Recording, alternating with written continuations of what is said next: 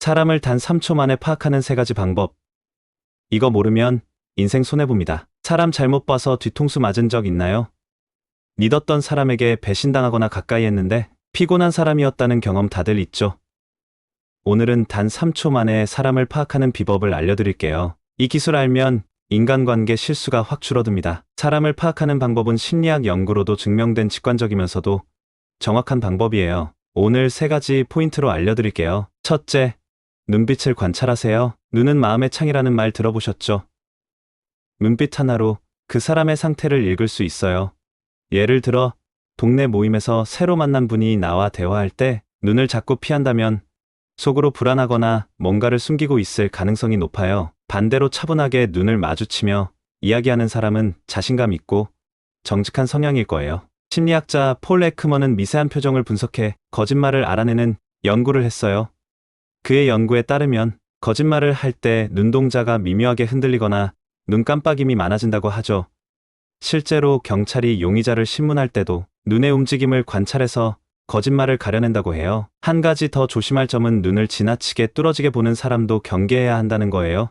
예를 들어 처음 만난 사람이 눈을 피하지 않으려고 너무 애쓰는 느낌이 들면 오히려 뭔가를 감추려는 의도일 수 있어요. 진짜 자신감 있는 사람은 눈 맞춤이 자연스럽고 편안해요.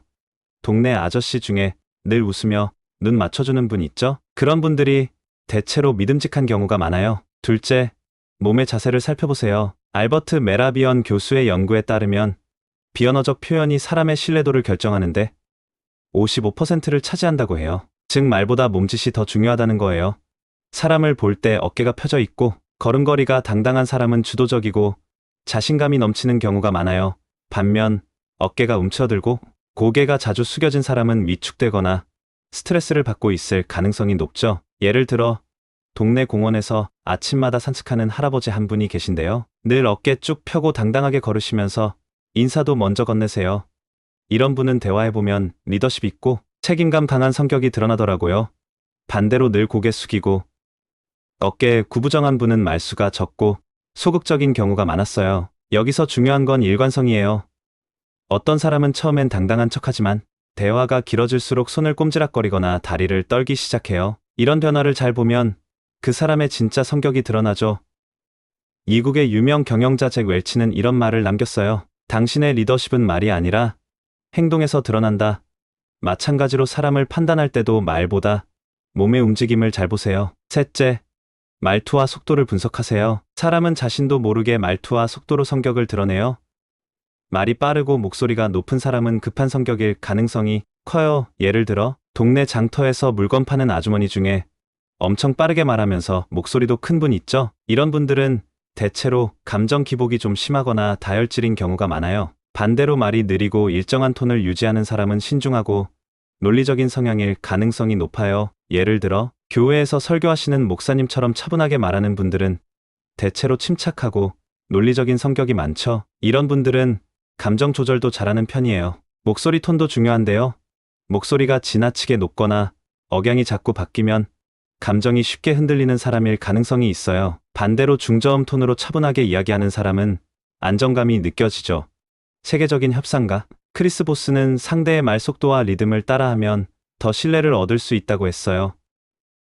이걸 역으로 생각하면 말 속도와 톤을 분석하면 그 사람의 성격도 파악할 수 있다는 거예요. 추가 팁 하나 드릴게요. 말투에서 자주 쓰는 단어도 잘 들어보세요.